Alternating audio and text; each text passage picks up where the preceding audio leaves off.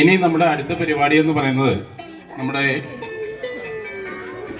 ഉന്നത വിജയം നേടിയ അല്ലെങ്കിൽ ആദ്യത്തെ പരിപാടി എന്ന് പറയുന്നത് +2 നല്ല മാർക്ക് ഫുൾ A+ വാങ്ങി നമ്മുടെ അഭിമാനമായി മാറിയ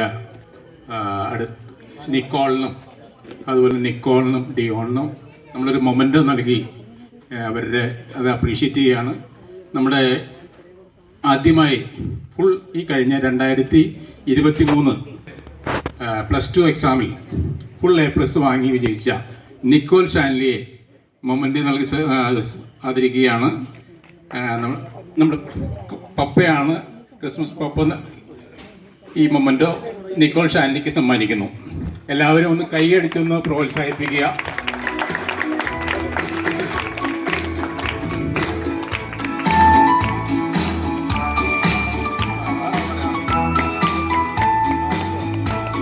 നമ്മുടെ ട്രഷറർ ഷാൻലി സെബാസ്റ്റ്യനും ലാലിയുമാണ്. ഷാൻലി സെബാസ്റ്റ്യനും ലാലിയും ഈ മെമൻറ്റോ കൊടുക്കുവാനായിട്ട് ക്ഷണിക്കുന്നു.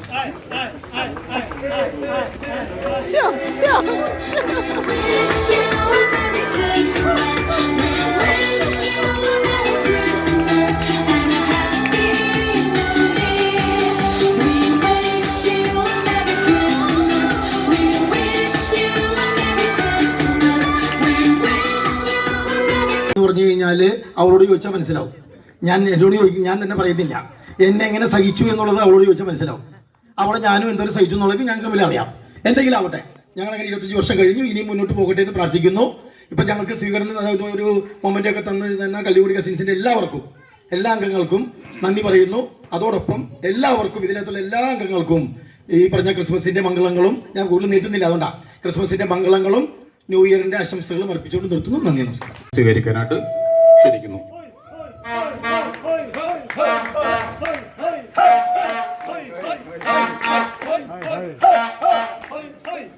എല്ലാവരും നിറഞ്ഞൊരു കയ്യടി പ്രോത്സാഹിപ്പിക്കുന്നതായി.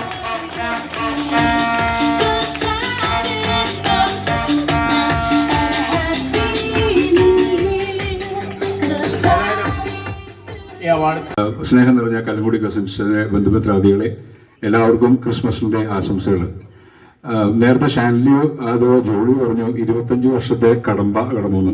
ശരിയാണ്, 25 വർഷത്തെ സ്നേഹത്തിന്റെ കടമ്പ ഞങ്ങൾ കഴിഞ്ഞ 31 കടന്നിരിക്കുകയാണ്. അതിന് കൂട്ടായി നിങ്ങളുടെ പ്രാർത്ഥന ഉണ്ടായിരുന്നു, ഞങ്ങളിവിടെ ഉണ്ടായില്ല. എന്നിരുന്നാൽ തന്നെയും ഓഗസ്റ്റ് 30 ഒരു കടമ്പയുടെ പ്രശ്നമാണ് ഇപ്പോൾ നടന്നത്. എനിവേ, അതാണ് നമ്മൾ പറയില്ലേ, ഒരാൾക്ക് തെറ്റിയാലും സഹായിക്കുക, അതാണ് ഒരു ലൈഫിന്റെ മെയിൻ കാര്യങ്ങൾ. എനിക്ക് തെറ്റി നമുക്കറിയാം, മറ്റുള്ള നമ്മുടെ ലൈഫ് പാർട്ട്ണർ സഹായിക്കുക. എനിവേ, അന്ന് ഞങ്ങൾക്ക് എല്ലാവരും പ്രാർത്ഥനകളും ആശംസകളും നേർന്നു.